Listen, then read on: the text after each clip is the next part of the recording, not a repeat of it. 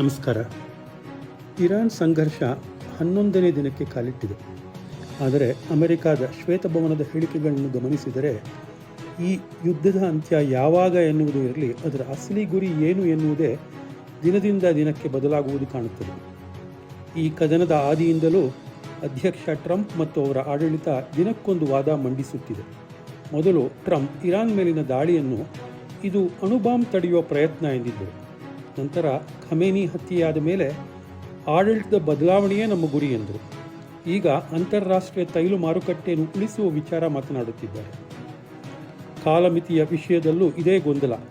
ಕಳೆದ ವಾರ ಯುದ್ಧ ಮುಗಿಯಲು 4ರಿಂದ 5 ವಾರ ಬೇಕು ಎಂದಿದ್ದ ಟ್ರಂಪ್ ಸೋಮವಾರದ ಹೊತ್ತಿಗೆ ಯುದ್ಧ ಬಹುತೇಕ ಮುಗಿದಿದೆ ಎಂದಿದ್ದಾರೆ.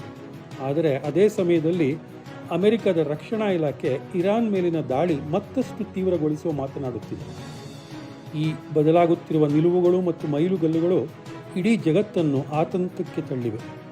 ಯುದ್ಧ ಬಹುಮಟ್ಟಿಗೆ ಮುಗಿದಿದೆ, ನಾವೇ ಗೆದ್ದಿದ್ದೇವೆ ಎಂದು ಒಂದು ಕಡೆ ಹೇಳುವವರೇ ಮತ್ತೊಂದೆಡೆ ಅಂತಾರಾಷ್ಟ್ರೀಯ ತೈಲ ಸಾಗಣೆಯನ್ನು ಇರಾನ್ ತಡೆದರೆ ಅದರ ಮೇಲೆ 20 ಪಟ್ಟು ಹೆಚ್ಚು ದಾಳಿ ಮಾಡುವುದಾಗಿ ಬೆದರಿಕೆ ಹಾಕುತ್ತಿದ್ದಾರೆ.